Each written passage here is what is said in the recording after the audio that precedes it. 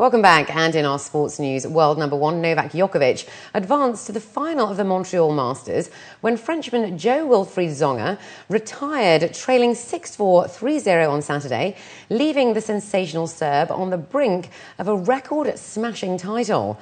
Tsonga's retirement with an injured forearm provided a shock ending to their Wimbledon semi-final. Djokovic will now take on American Mardy Fish in Sunday's final and have the chance to become the first to capture 5 Masters Series titles in a single season. Tsonga came into the contest holding a 5-3 edge in head-to-head meetings and had been in superb form in Montreal, counting 2-time champion Roger Federer among his scalps.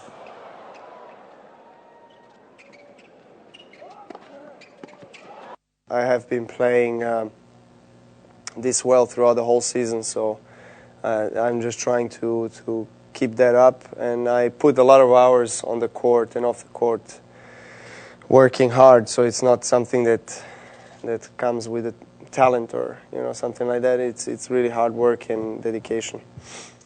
In golf, after failing to win any of the last 6 majors, the United States hold the top 5 spots heading into Sunday's final round of the PGA Championship, with duo Brendan Steele and Jason Dufner sharing the lead at 7 under par. Steele, who had not played a hole in the PGA Tour before this year, is ranked 121st in the world, but he fired a confident 4 under 66, while around him many of the sport's elite struggled. American rookie Keegan Bradley was a stroke behind the leaders after showing intense concentration through his round of 69. Europe's closest challenger was Dane Anders Hansen, whose consistent week continued with an even par 70 to follow his rounds of 68 and 69. Hansen is 4 strokes off the pace, along with yet another American, D.A. Points. France beat Ireland 19-12 in a Rugby World Cup warm-up match in Bordeaux on Saturday.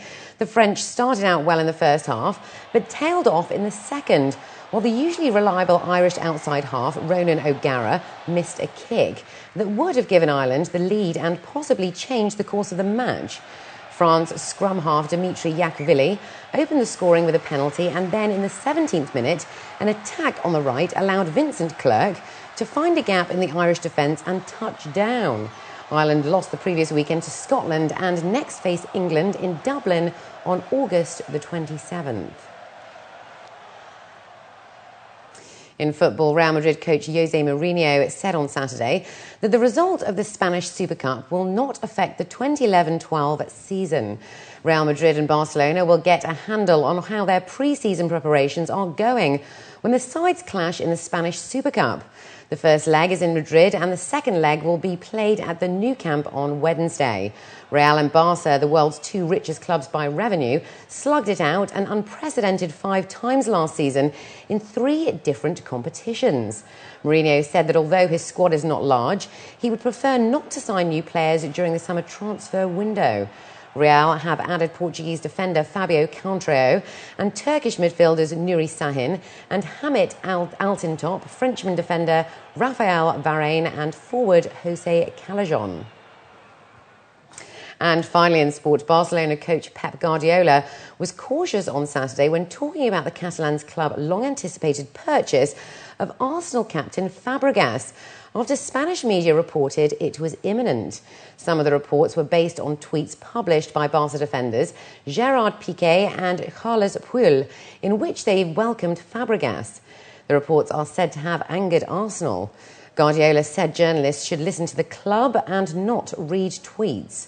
Fabregas, who moved from Barcelona to London in 2003 at the age of 16, is seen as a natural replacement for playmaker Xavi, who turned 31 in January.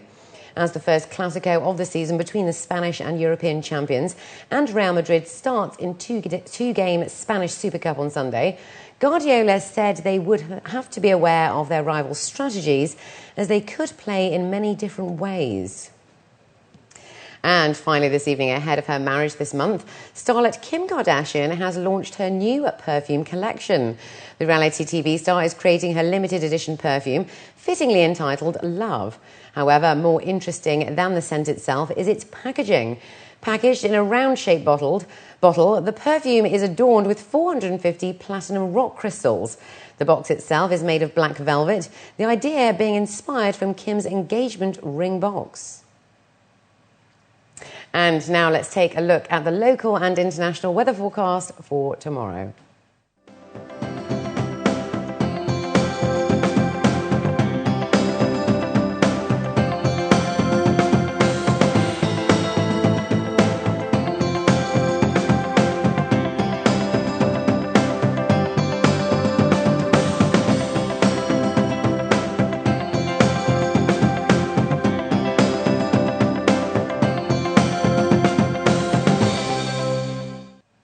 And before we head out, here are the top stories again.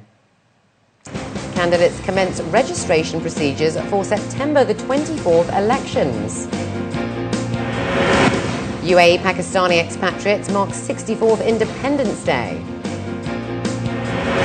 And drought and famine in the Horn of Africa shows no signs of stopping.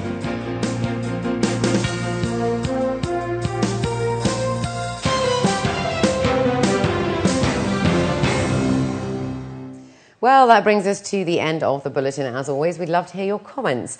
You can write to us at news@city7tv.com or by calling us on 04 367 2230. From the entire news team, it's goodbye for now.